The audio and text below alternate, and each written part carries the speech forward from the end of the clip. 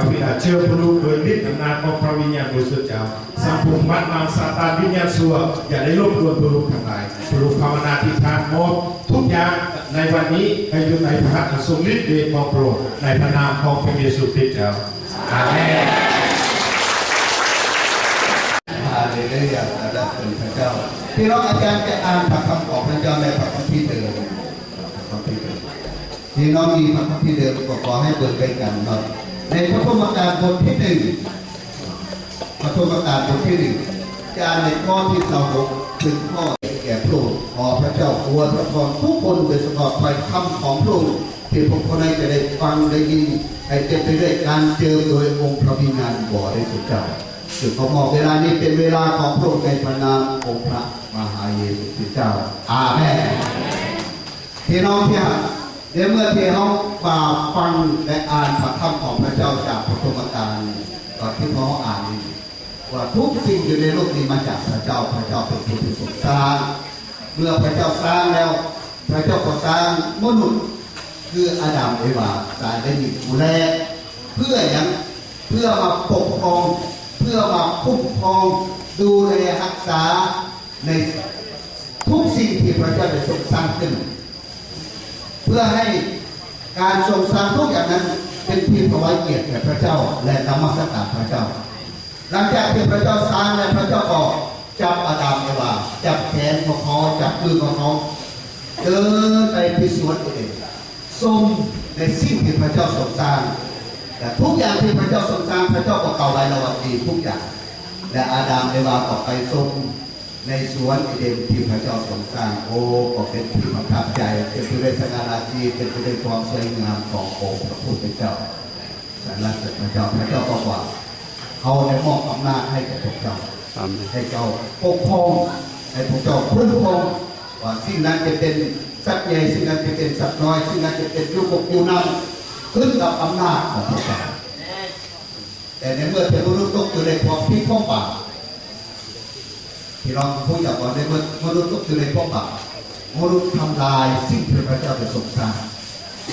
นั่นคือทำลายชีวิตของตนเองพระเจ้าสร้างชีวิตเราแต่มนุษย์ก็ทำลายชีวิตตนเองทำลายกันและกันคือเกิดมีศึกสงครามเกิดมีการฆ่าฟันรันแทงกันอันที่สองก็ทำลายธรรมชาติที่พระเจ้าได้ทรงสร้างขึ้นสิ่งที่มีชีวิตสิ่งที่มีชีวิตรวมทั้งมนุษย์เราเป็นต้นต่อสิ่งที่มีชีวิตรวมทั้งสัตว์สิ่งที่มีชีวิตรวมทั้งต้นไม้หลายอย่างที่เราเห็นหลายอย่างที่เราเห็นที่มีชีวิตสิ่งที่อยู่ใต้ฟ้าจงสรรเสริญพระเจ้าขณะเราเห็นว่าบ้านเมืองประเทศและคนเราหลายคนก็ถือว่าวันที่1 เดือน 6เป็นวันปลูกต้นไม้เขายึดเอาวันนั้นเป็นวันของเด็กน้อย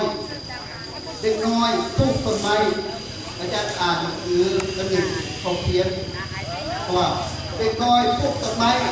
ผู้ใหญ่ตัดไม้ไปฆ่าอ้าวแต่เมื่อนี้มีน้อยเราปลูกต้นไม้อย่าให้เราตัดไม้ไปฆ่ามันเป็นน้อยมันที่1 เดือน 6ปลูกต้นไม้ว่ากันให้เลยโอ้ยว่าว่าเจ้ามีพระประสงค์พระเจ้าอยากจะให้พวกเรามาที่นี่เพื่อนมัสการพระเจ้าเตรียมมาจากพระเจ้าแล้วพระเจ้าเป็นผู้ที่จะเตรียมพระพรให้แก่ลูกของพระองค์ให้วันนี้เป็นวันแห่งความสุขสุขยินดีเต็มไปด้วยสันติสุขของพระองค์เป็นวันที่ลูกของพระองค์จะเต็มไปด้วยฤทธิ์อำนาจของพระเจ้าเต็มไปด้วยพระพรของพระองค์โปรดเปิดฟ้าสวรรค์ของพระองค์ออกเทพระพรของพระองค์ลงมาเทพระพรของพระองค์ลงมาเทอากาศอันชุ่มเย็นจากสวรรค์จากบัลลังก์แห่งการปกครองของพระองค์คือน้ำให้ชีวิตนั้นพ้นสงชีวิตแต่ละคนอยู่ที่นี่ให้ชนะราศีโดยการเสด็จขององค์พระวิญญาณบริสุทธิ์เจ้ามาน่ะขอให้พวกคนพวกลูกทุกคนอยู่ที่นี่โอ้พระองค์เจ้าข้าในวันนี้พวกคนประกาศสง่าราศีของพระเจ้าจากที่นี่ไปทั่วนครหลวงจากนครหลวงทั่วทั้งประเทศองค์สรรเสริญพระเจ้าขอให้การปกครองของพระองค์จากบัลลังก์แห่งสวรรค์โดยองค์พระเยซูคริสต์เจ้าลงมาเหนือชีวิตลูกของพระองค์ทุกคนอยู่ที่นี่และให้สวรรค์ของพระเจ้าการปกครองของพระองค์ได้ครองใจแต่ละคน ทรงสถิตอยู่กับพวกลูกในวันนี้ปกครองพวกลูกให้ปลอดภัยให้พวกเขาได้ออกให้งานก็ดีพวกเขาได้เห็นสิ่งใดสิ่งหนึ่งก็ดีขอให้ทุกสิ่งที่พวกเขาได้เห็นนั้นเพื่อถวายเกียรติแก่พระเจ้าและปกครองพระนามของพระองค์ขอบคุณพระองค์สรรเสริญพระองค์ในพระนามองค์พระมหาเยซูคริสต์เจ้าก็ที่พวกเราจะเห็นแต่ว่าบางคนหลายคนก็เห็นไปแล้วเนาะก็แจ้งพี่น้องเฮาสีแบ่งเป็นอยู่สี่จุดเนาะจุดหนึ่งดังนั้นเอาฝากกันทั้งหมดเลยเนาะฝากกันฝากทางเรื่องนี้ไป แต่ว่าพี่น้องให้แบ่งเสมอกันได้กันเรื่องกันไปได้แล้วเรื่องนี้แน่เนาะจุดที่สองดังนั้นเอาตั้งแต่ต้นใหม่นี่ไปพุ่น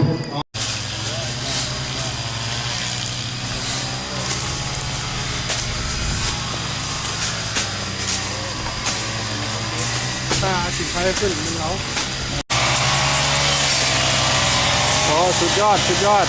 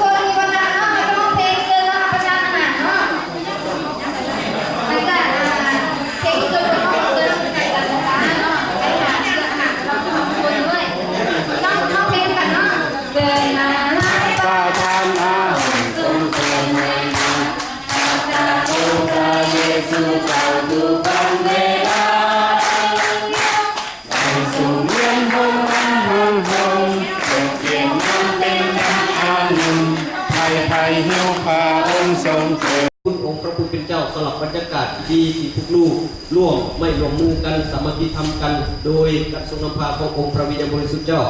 และทุกลูกขอบคุณพระองค์สำหรับข้าวปลาอาหารที่พระองค์เจ้าประทานให้แก่ทุกลูกขอพระองค์เจ้าทรงอวยพรอาหารให้เป็นอาหารที่ดีมือผู้ที่รับประทานลงไปแล้วและสิ่งเปลือกเมาต่างๆที่มันก่อไปโดยพระนามพระเยซูคริสต์นาซาเรตเจ้าและขอพระองค์เจ้าอวยพร